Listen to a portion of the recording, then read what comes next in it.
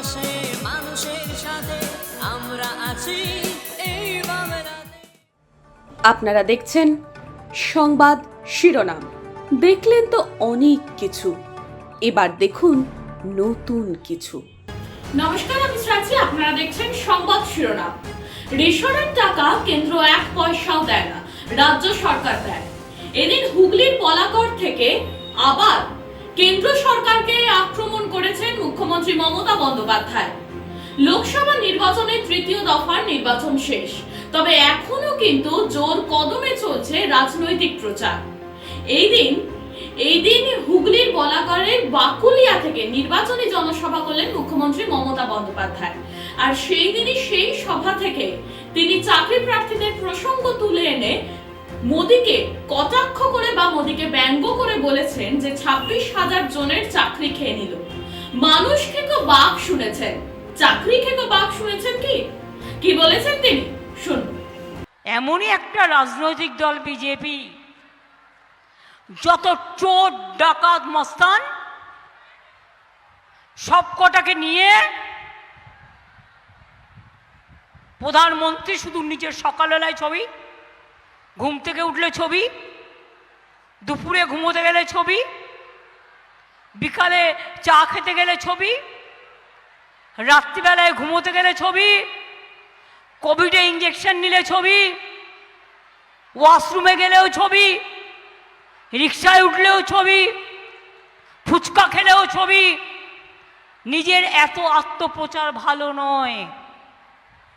একটা হিন্দি গান শুনেছিলাম ছোটবেলায়, ছ্যা ছ্যা ছ্যা ক্যা শরম কি বাত। কি একই লজ্জার কথা, প্রধানমন্ত্রী মিথ্যে কথা বলে, এটা মনের ব্যথা। ভদ্রভাবে বললাম, আর কি বলবো। বলছে আমি রেশনের টাকা দিই, 1 পয়সা দেয় না। 32,000 কোটি টাকা আমরা রাজ্য সরকার দিয়ে চালাই, ওনার ভাগের 1 পয়সা দেয় না। মিথ্যে কথা, মিথ্যে কথা, মিথ্যে কথা চ্যালেঞ্জ করে গেলাম। 9 কোটি লোককে চাল দিই বিনা পয়সায়।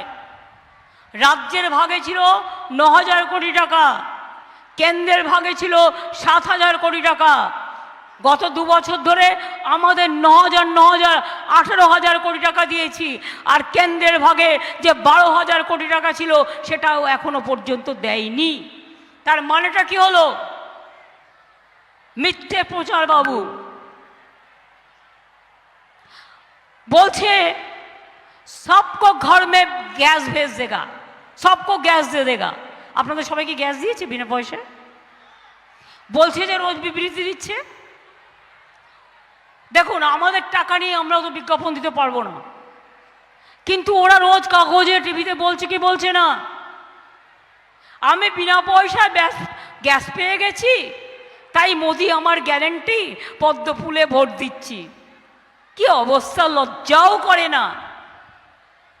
মিথ্যে কথা বলা টাকার বিনিময়ে শব্দ শিখেছে। সন্দেশখালি দেখলেন তো? আমি প্রথম থেকে বলছিলাম এটা পরিকল্পনা করেছে, আমার মা বোনদের উপর কোনো অত্যাচার হবে আর আমি চুপচাপ থাকবো, এটা হতে পারে না। শুনুন, টাকা পয়সা চলে গেলে ফিরিয়ে আনা যায়, কিন্তু সম্মান চলে গেলে ফিরিয়ে আনা যায় না। প্ল্যান করে করেছে।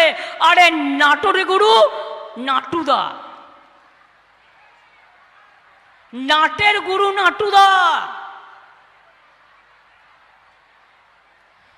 মধুবিদু 2 ভাই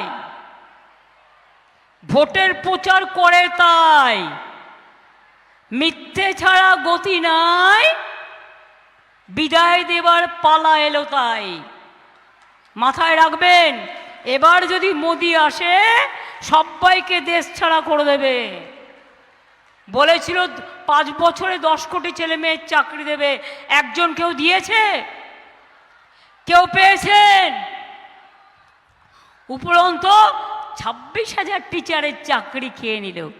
মানুষ খেকো বাঘ শুনেছেন, চাকরি খেকো বাঘ শুনেছেন কখনো? চাকরি খেকো বাঘ, লজ্জা করে না? আবার খেয়ে দিয়ে নিয়ে বলছে हम रहेगा आपका पास। क्या रहा है? কালকে আমি জিজ্ঞেস করছিলাম আমাদের লয়ারকে, এই কোর্টে কি ওরা সাপোর্ট দিচ্ছিল? বলে না দিদি, সব মিথ্যে কথা। বলছে কি করে হয়, কি করে হয়? আমরা থাকলে হয়, তার কারণ আমরা সত্যের জন্য লড়ছি, আমরা মানুষের জন্য লড়ছি। বিশ্বাস করুন, এই কটা দিন আমার খুব খারাপ কেটেছে। আমার মনটা খুব দুঃখে ভরা থাকতো, আমি বলতে পারতাম না। কিন্তু কালকে আমি যখন দুর্গাপুরে র্যালি করছিলাম, যেই খবরটা আমার কাছে এলো, আমার মনটা শুদ্ধ হয়ে গেল, হৃদয়টা ভরে গেল ভালোবাসায়। মনে হচ্ছিল রবীন্দ্রনাথ ঠাকুরের সেই গান, দোলাও দোলাও দোলাও আমার হৃদয়। মনে হচ্ছিল যে আমার আলো, ওগো আলোয় ভুবন ভরা। আমার মনে হচ্ছিল আমার 26,000 টিচার বেঁচে গেল। কত সুন্দর কথা। মানুষের পাশে মানুষের সাথে আমরা আছি এই বাংলাতে। আপনারা দেখছেন সংবাদ শিরোনাম। দেখলেন তো অনেক কিছু, এবার দেখুন নতুন কিছু।